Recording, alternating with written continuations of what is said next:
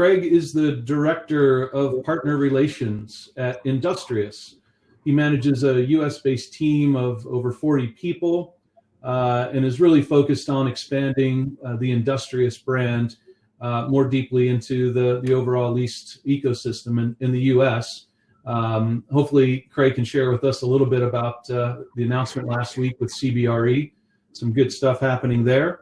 And then we have Mitch King. Even though he's young, he was one of the early in WeWork professionals. So he joined the company at 32 buildings, which is quite interesting in 2015. And I think you're well over 800 now, right? So it's extraordinary. So Mitch started his career on the East Coast, looking after enterprise growth in the UK and the US. Also looked after a 200,000 square foot portfolio in key parts of New York, including Soho, Chelsea, and Brooklyn. And then he got smart and moved to Chicago, so he's now part of the Central Division. And so he oversees the entire Midwest that includes St. Louis, Columbus, Detroit, Minneapolis, and Kansas City. So guys, welcome and thanks for being here today. Craig, why don't I start with you, if you don't mind, just a quick overview of your business, and then Mitch will go to you, and then we'll jump into some questions. Sure. Yeah, thanks for having us, Joe. So Industrious is a flexible workplace operator, and we have 110 locations in the U.S., and I've just begun our global expansion. We're, I think, the only operator, particularly in the U.S., who's continued to grow pretty steadily, but pretty responsibly throughout the pandemic. Our mission as an organization is to, at the end of the day, deliver the best day at work to the individual employee, wherever that day at work may be. And the companies who choose us are those who really care the most about their employee engagement at the local level, the individual level, and then more, increasing now at the portfolio level. So our core customers, we have three of them. Firstly, our landlords. So the types of agreements we have in place with most of our owners are not your traditional lease, but so I think to most of the people on the call today, they will look and feel more like a retail or shopping center lease, and kind of verge from that to a pure management agreement, which we're kind of seeing the world drift into at the moment. Our second core customer is companies, the heads of real estate, the heads of people and culture who are actually buying real estate at a regional or global level. And then the third, and we would argue the most important customer, is the individual employee. And so I think all other components of the real estate ecosystem at this point in history are trying to solve for, how to best support, empower, and engage the individual employee. I think it's there that you get the most overlap with the retail sector. As an organization, we have 10 or 12 locations in what was previously zoned as retail space. So we're taking over a lot of big box space from the Nordstroms and the Macy's, who are departing, retail and mixed use projects. And then the majority of the rest of our portfolio is in mixed use. Because at the end of the day, what we're finding is that although going to a Class A 20-story office building in downtown is still a component of where people want to work, increasingly more and more people are looking for areas that are closer to home, more convenient, more amenitized, more walkable. And so I think there you're seeing our two worlds, office and retail, really begin to meld together and become one new asset class. Terrific. Craig, thanks. Mitch, over to you. Yeah. Hey, guys. Thank you, Joe. And thanks, everyone, for having us on today. So there's been no shortage of WeWork news over the last 10 years. We've been in business since 2010. As Joe mentioned, when I joined in 2015, there were about 32 locations. We've seen some pretty tremendous growth over the last decade and currently operate 859 locations across 150 cities in 38 countries. So we're a global workspace provider. Our mission, similar to Industrious, is to create the best possible work environment for businesses of all sizes, wherever it is that we do operate. And we do that through a suite of products that try to create convenience and help with the bottom line for businesses looking for real estate needs in real time.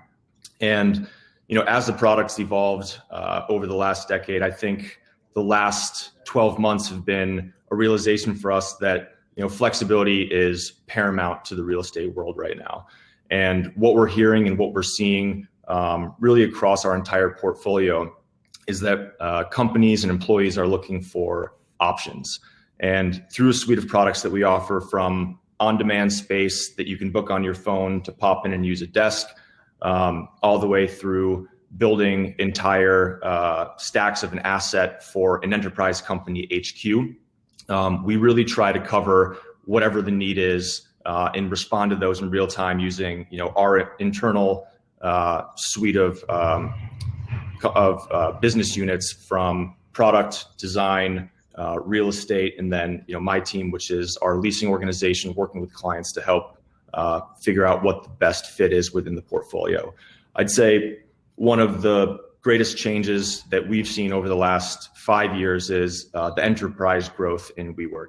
I think in the early days, it was a great solution for sole proprietors and young businesses looking for their first office. But as it stands today, 40% of the Fortune 100 are WeWork members, and 54% of our business is enterprise. So we've seen that appetite grow. And, with all the changes that COVID's brought upon us, we're trying to make the right necessary changes in our business to help move everybody forward. And as Joe said, plan for what that post-pandemic world is. But I think flexibility has been the name of the game for the last year, and it will continue to be so. So we're excited for the future. Yeah, thanks, Mitch. When I was at Walgreens, I heard kind of co-working, I heard flexibility. Just seems like there's a lot of different ways of describing the industry. Craig, maybe could you kick off and just, help us a little bit get grounded in what flexibility means and what those, what does that mean, and then how, and then we're going to get into it, what the impact is on the return to office and to retail. So love to have you kick off there. And then Mitch, if you have any other thoughts after that, jump in. Yeah, I think flexibility is a good general description of how companies are using space. And then specifically, I'd actually echo what Mitch described as the WeWork entire product set, which is largely the same over here as well. Flexibility used to just mean co-working, which used to just mean bench seating in an open space with ping pong tables and neon lights and, solar entrepreneurs. And that was the majority of the customer segment in the early days, the 2010s. And actually you can trace it back 30 years to Regis and how it's evolved from, your more staid, whitewashed law firm type space to what's become a much more expansive product set today. We think about this and refer to it as an umbrella term of workplace as a service. And the underlying tone there is that 15, 20 years ago, companies used to outsource, or used to develop software in-house to run programs or whatever they did within their organization. And over time, it just became cheaper and easier to outsource to an Oracle or a Microsoft, to get your software as a service. Increasingly, because the delivery of workplace is becoming more complex, becoming more nuanced around how do you deliver a diverse portfolio of spaces and environments that makes a unique employee base for the company tick. Because that is becoming more complex, the need to outsource that to specialized operators like Industrious or WeWork is becoming more of a mainstay, particularly on the advisory side of our corporate real estate world. So within that, again, to answer your question more specifically, yes, you still have the co-working, open bench style seating, but now you have private offices that range from 1 to 500 people. And the needs of a company that is in a space for 500 people are probably much different than the needs of an individual in a one-person private office. So how do you develop environments that, if you're delivering a 500-person office for Lyft, how do you make it look and feel like Lyft, even if it's on a shorter-term basis? How do you put the pink on the walls? How do you design a layout that resonates with Lyft's employees and the types of use cases in there, but is still in a way that can be consumed on a shorter term basis and repurposable over time? Yeah, and I would say flexibility, for as much of a buzzword as it's become, I think there's three things that we're seeing relative to flexibility that are paramount in all the discussions we're having, especially in the enterprise segment. So you have flexibility in location, and I think we're looking at a world where a decentralized workforce is becoming more of the norm. And you've probably heard of the hub and spoke model. Within a city, for example, we're seeing that companies are looking to see what the commute times and convenience factor of employees getting to the office really looks like. And how do we create an environment perhaps where instead of having one central large footprint, we now have hubs in different areas of a city or around a city where employees can get there conveniently and perhaps more safely while reducing the hours that they're doing commuting. I think on the employer side, we're hearing a lot about flexibility in work hours. We're moving away from the traditional 9 to 5, where you're just expected to be at a desk for a certain period of time during the day and in the same place every day. I think most of the respondents to surveys that we've sent out are looking for flexibility in terms of how many days they can go into the office and be certain that they have somewhere to meet and collaborate in person, but knowing that if they need to stay home for any reason, I think employers are going to be far more flexible in that regard. And then on the provider side, one thing that's very important in all the discussions that we're having around our leases is flexibility in term. I think we have been for a while moving away from the traditional 5, 10, 15-year lease, especially for companies in the SMB segment. And what we're seeing now with companies like Industrious and WeWork is that you can have flexibility in term by meeting real estate needs as they arise. So can we do something that is shorter or for more options that allow companies to flex up and down and combat that underutilization that you could see by signing for something long-term without being able to predict the future. So location, hours, and time are the three things that I think we're hearing most often. Yeah, it's helpful, Mitch. Thanks, guys. Thanks to you both to help frame that discussion. And Mitch, you went into the idea of it could be a couple of days a week. I've talked to heads of corporate real estate on the tech side, on the financial services side, who have come back and said, we kind of think that work in the office will probably happen 2.5, 3 days a week, something along those lines. And I heard an interesting construct, and that was there needs to be purposeful presence and not passive attendance. And so, now crossing over into retail, because we have retailers on the call, we have investors, owners, service providers, municipalities. We have the whole ecosystem on the call of folks. And I'm just putting my Walgreens hat on for a second as we were thinking about renewing a lease in the Loop in Chicago or in downtown St. Louis.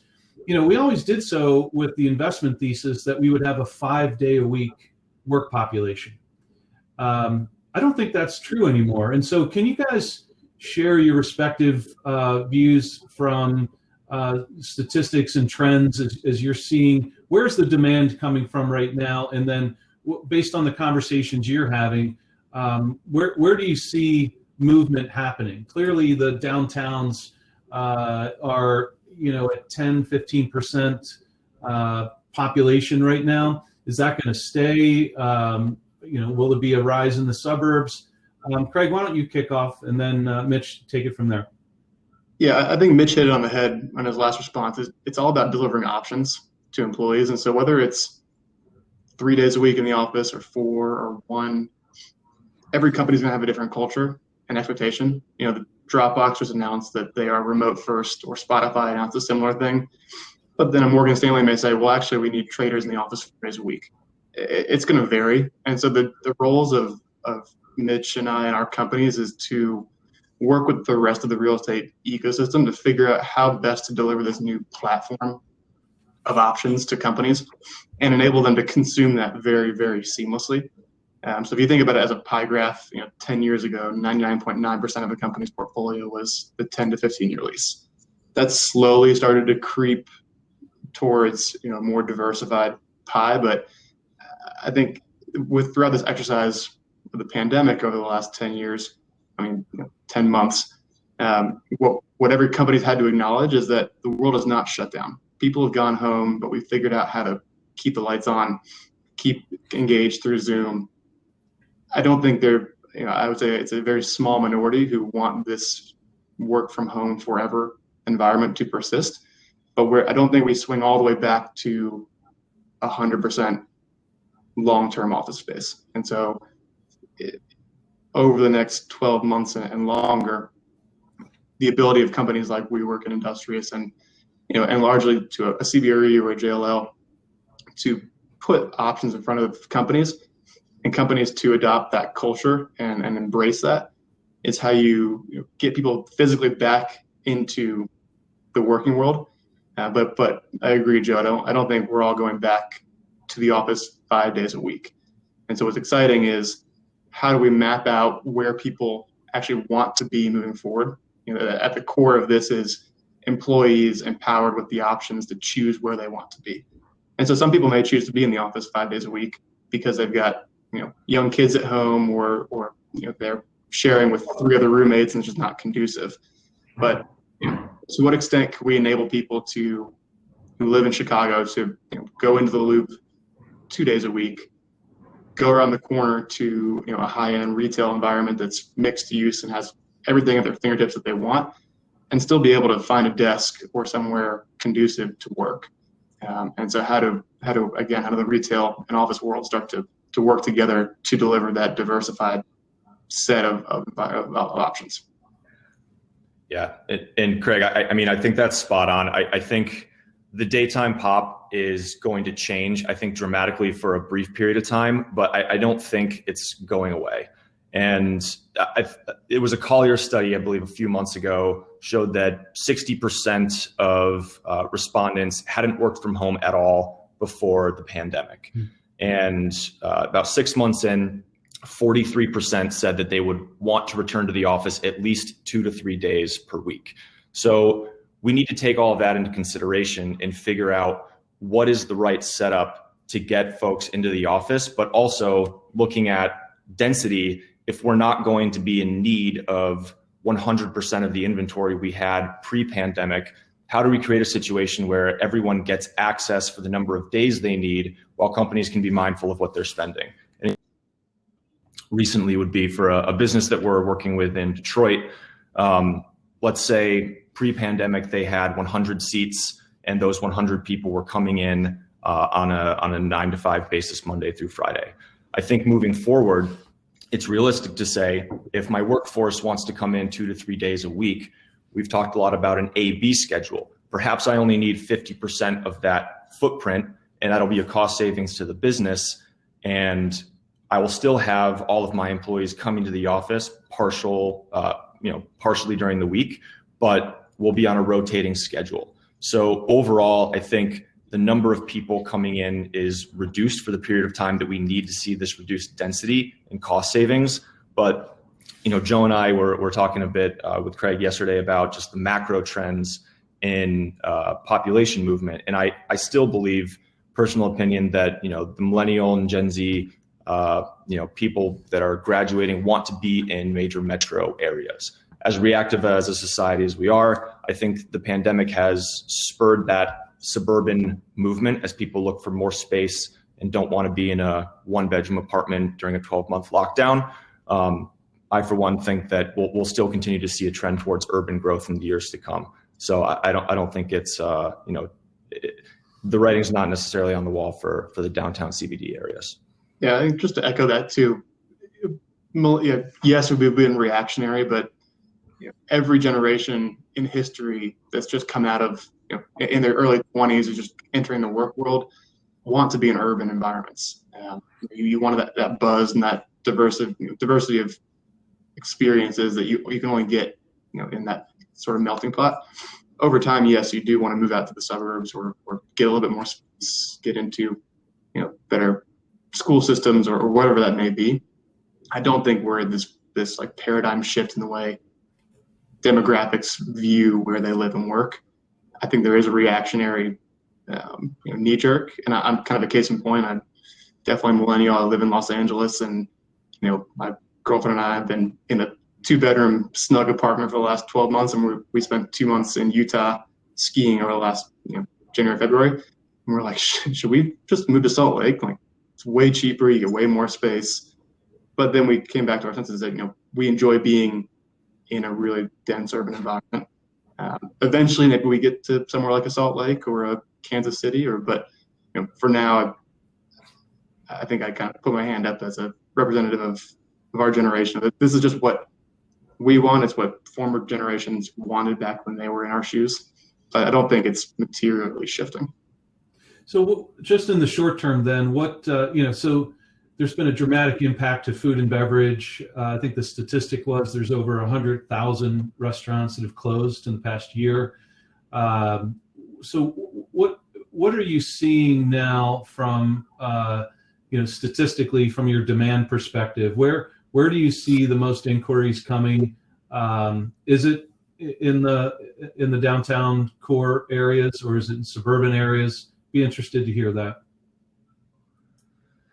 Yeah, I'd say, speaking for WeWork, as I'm sure it is for the most part with Industrious, a lot of our properties are in the central business districts. Mm-hmm. Across the Midwest, we're in the downtown areas and a few of the submarkets that are tertiary to the downtown areas. And I think we haven't seen a dramatic change in companies that were looking downtown now requesting, is there a WeWork in a suburban market? What we're hearing is more around timing and how can we make the CBD work with changes that you guys are making in the buildings from a product level. How can we make it safe and maintain that convenience factor for our workforce, which I do believe is largely in the downtown area. So on the WeWork side, the caveat is a lot of the requests that we're getting are already for the downtown area because that's where the assets stand. But even on the enterprise side, I would say most of the requests coming in have not been in an attempt to direct them outside of the CBD. Craig, I'm not sure what you guys are hearing. I think proportionally we have a bit more locations in suburban or secondary business districts than you guys, and certainly through the beginning of the pandemic and into the fall of last year, we were seeing more activity both in inquiries and daytime usage in the suburbs or just outside of CBDs. It has started to creep back up. The users in those more suburban markets for us were either individual contractors, solopreneurs, or they were individuals of large companies, but really acting on their own. It was the sales guy for GE who just needs to get out of the house, and he's looking for an option independent of his real estate team, and then figuring out a broader strategy. What we've seen, what we're really excited and enthusiastic about solving for over the next 12 months, which we've just been talking about, is over the last 3 months, coming out of the holidays, companies are now rolling their sleeves up to your larger enterprises and saying, okay, I know my people are not going to come back to my downtown office 5 days a week. What are my options? And it's still early days on what those options are and what that platform consumption looks like. But that's definitely where we're starting to trend. And Joe, you're probably in the trenches just as much or more than us, on the advisory side with companies. Is that what you're starting to see in the U.S.? We are. I think there's this idea of hub and spoke. I think it was mentioned earlier, where and I'm trying to rationalize this with a retail lens as well. But you have work from home, you have work near home, work from anywhere. You're hearing a lot of these work from constructs. But what would it mean if you had someone that lived in a western suburb of Chicago and they had an opportunity to have a spoke, a place to go to get out of the house, to have an industrial internet connection, a copier, things, interact with colleagues. what would it mean to have that 2 days a week and go into the loop 3 days a week?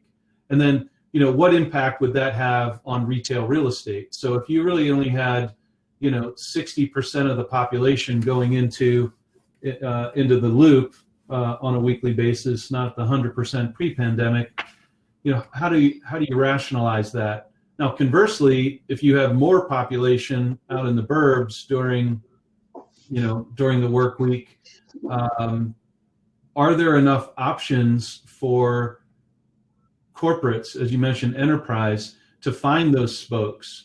A lot of the existing office stock is akin to 1970 shag rug, right? It's just massively unappealing, and you'd rather not go there. But Craig, I know Industrious has been doing some interesting stuff, particularly with Seritage, right? Through time, Seritage, when Ben Shaw was leading that, he's a fellow trustee. He was thinking about redoing the Sears boxes. Can you talk a little bit about how those were structured and what the impact was to have an Industrious in a previous retail? Yeah. So we've done deals recently with Seritage in UTC in San Diego. Mm-hmm. We have about 3 or 4 locations with Macerich across the country. Taubman, we have a location in Kansas City at the Country Club Plaza. Shopcore, another group we do a lot of work with. And we've been focused on retail and big box opportunities since well before the pandemic. I think we did our first one in Scottsdale with Macerich in 2018. And there are a lot of drivers for that. So as an organization, our agreements with the owners are slightly different than most of the rest of the operator world historically has approached them. We haven't signed a traditional lease since 2017. So the majority of our deals, we refer to them broadly as variable leases or variable agreements, but they range from a rev share to a management agreement structure. And early on, so today, the Brookfields and the Blackstones of the world have acknowledged that for Mitch and our business, that is probably the best approach. It aligns incentives between owner and operator.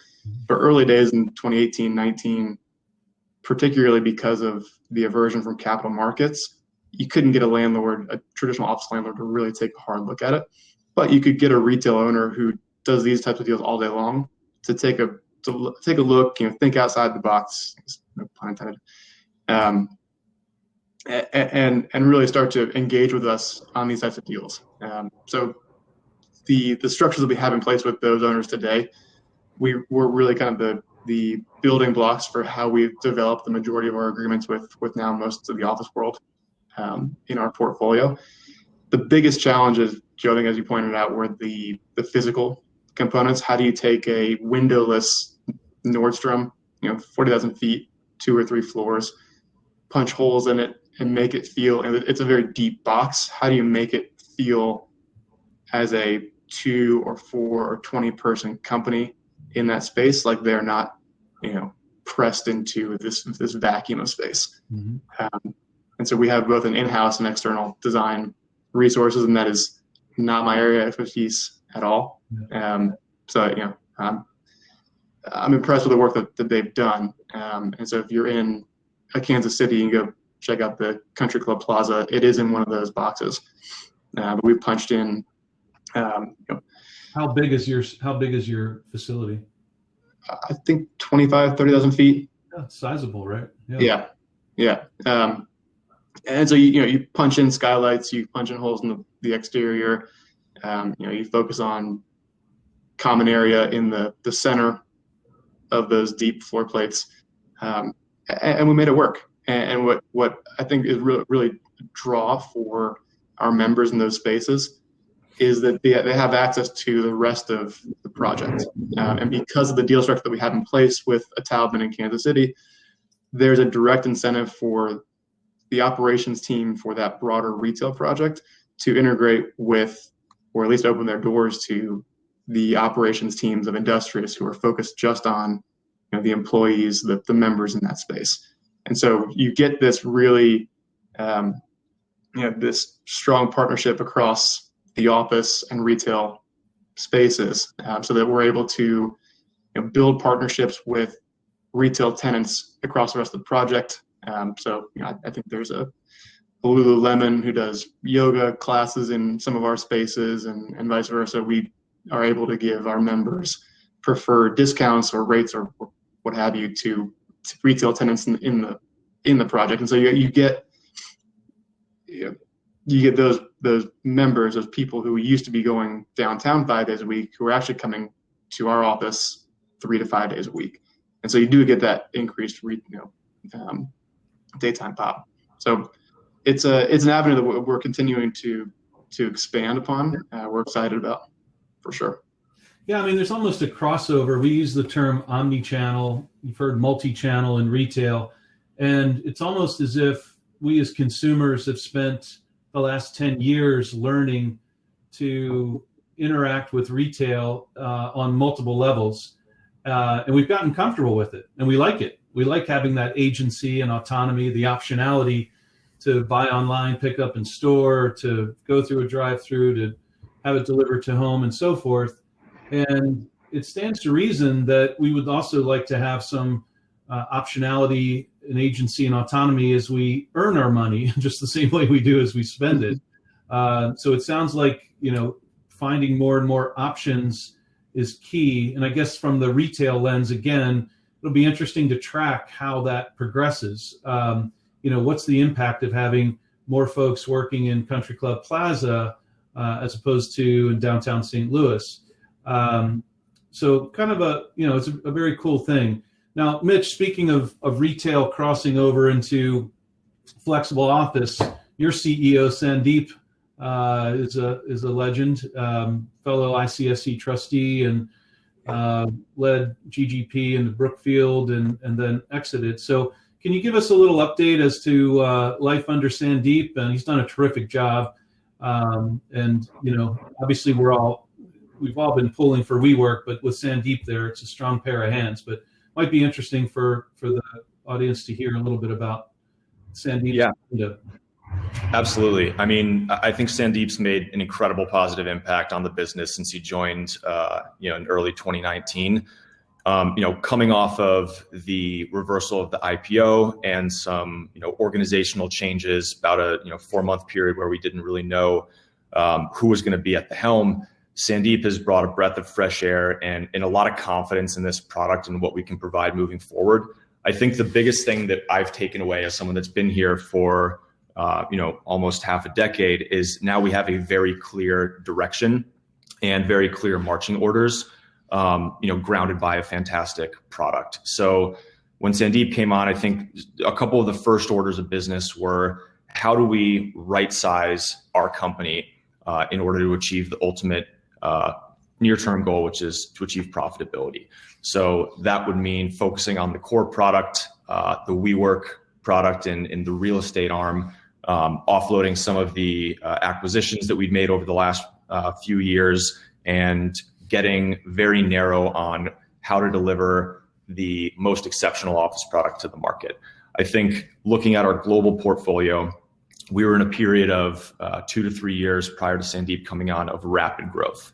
And some of those assets perhaps didn't make long-term sense for the company. So over the last year and a half, we've been looking at what is the proper number of WeWork assets in the right submarkets, and exiting buildings that perhaps don't have that alignment with our long-term goals. So we're well underway in that process, I believe almost complete. So we've got the right size portfolio now, the right team, and the other executives from our COO, Sham, through other people in the real estate organization that have been brought on. Sandeep's built an incredible team around him. But I think, this chapter of WeWork, although it feels like my ninth, is the one I'm most excited about. So, for everything happening in the flex real estate industry, I think we're poised to see some pretty incredible changes this year. But having a veteran leader like Sandeep that comes with the real estate experience has been an amazing change for all of us and a breath of fresh air. So, yeah, that's terrific. It's good to hear. So the Q&A box is still open.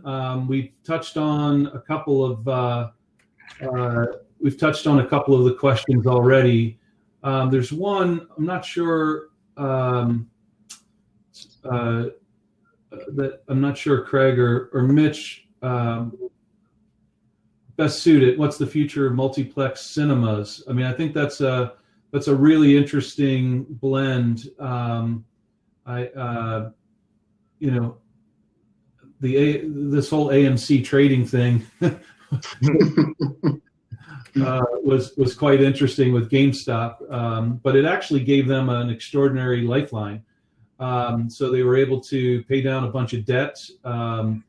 Certainly it's almost as if we as consumers, whether we're consuming retail hard goods or if we're consuming workspace or if we're consuming entertainment, we want optionality and we want to be able to do it on our own terms. So, clearly there's going to be a need to gather to see movies. It's a fun thing to do. It's Americana. 20,000 generations of humankind is not going to get tripped up because of 1 year of a pandemic. So, certainly you'll see those coming back. And, you've seen what AMC has done with hospitality. You can sit at your seats and have, waiter or waitress service. And we're seeing those similar themes coming into office as well, where if you're an office owner or if you're like Industrious or WeWork, you're as much in the hospitality business. You can no longer set it and forget it. Like the idea of a 10-year lease, and then you can sit back and play golf is just out the window. So everything is kind of going more toward hospitality, more like a hotel where you're earning it every day. I'd welcome others to put any other questions in the Q&A. Mitch, were you going to say something? Yeah, well, I was just going to say, I think the one thing that's prevailed, over the last year is that people have a deep desire to collaborate and be in spaces just enjoying time with one another. I mean, on the office side, we're seeing more of a need for people to get back quicker just so they can have those face-to-face interactions and have some sort of tangible connection to the company, to discuss things in a roundtable. And I think the same for the recreation space. When restrictions were lifted on bars and restaurants, you saw people flood back, as early as they could. Mm-hmm. So personally, I'm going to be heading back to the movie theater as soon as it's available. But I think that desire to just enjoy recreational time with other people is not going anywhere. Totally agree, but I do think, Joe, the hospitality bend is going to become increasingly important, especially when you have the Universals of the world who are starting to toy with direct to digital or streaming releases of movies. Right. Yes, I'll go see the newest Leo movie because I love them and it's probably a great movie, but I will think more about paying for a $15 ticket which turns into $20-25, unless it's there's another draw, like the seats are really comfortable or I do have delicious food and beverage at the seat. So I don't think you can overlook that. And then shameless plug, we as Industrious would go look at some of those spaces. It's probably going to it will definitely require more capex to retrofit, but I think humans are extremely adaptable and we find new ways to use existing space and existing tools. So I'd be curious in the Q&A because I'm sure a lot of the folks in this call are closer to the source of these challenges and new opportunities than we may be. What some of those other new solutions may be that are boiling up. Well, they're certainly going to evolve and adapt. And the one thing we see is blending. We're going to be blending time. All of us have gotten to experience working from home and hearing the dog bark or going downstairs and actually having lunch,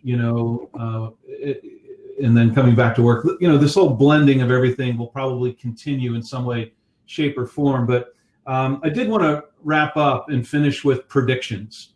Okay, and I didn't prep you for this because I wanted you to be fresh. But I have a thought too. So all three of us are going to go on record. So the prediction is, when do you think we'll see a population of more than 50% back in the office on some regular basis? Mitch, over to you. Well, Joe, I go based on our pipeline, which gets reviewed at the executive level every single week, and we have to make these predictions on when people are going to be coming back. But I would say the vast majority of new lease start dates that we're working with are for midsummer and early fall. I'd say even more so that September 1, October 1 start date, people feel very comfortable that we'll be in a position where people can safely come back to the office. So I was going to give you some chin music about going like summer to fall. Sorry, that's not acceptable. But then you gave me a date, so I've got you down to September 1. I'm confident in September 1. Right on. Okay, Craig. I'll take that too. Maybe I'll say September 2nd, just to be safe. Wow. Okay. But I think if you look globally at some of the other countries who have recovered more quickly, places like Israel and China that are much further along on the vaccine side, they're back into the mid 60s, 70s, and we were talking to another operator out of Israel called Mindspace, and their sentiment when we asked this question was, look, as soon as vaccines were widely deployed to the 40 and younger demographic, you saw an overwhelming sea change of mentality of people feeling more comfortable and wanting, to Mitch's point, wanting to get out of the house back to some semblance of normal. Cool. So, maybe the Johnson & Johnson single stab boost that up and we get back in earlier in the summer. But I think this consensus is that the light's not far away into the tunnel. I am September 1 too. So September 1 also, not 1 and 2. So hopefully that's helpful. I mean, based on our really murky crystal ball, kind of thinking those thoughts. And anyway, this has been terrific, Craig and Mitch. I want to thank you both very much for sharing your insights and just a different conversation than we usually have at ICSC. But this is very important around daytime pop. So I'll turn things back over to Emily. And again, thanks, guys. Thanks, guys. Appreciate it.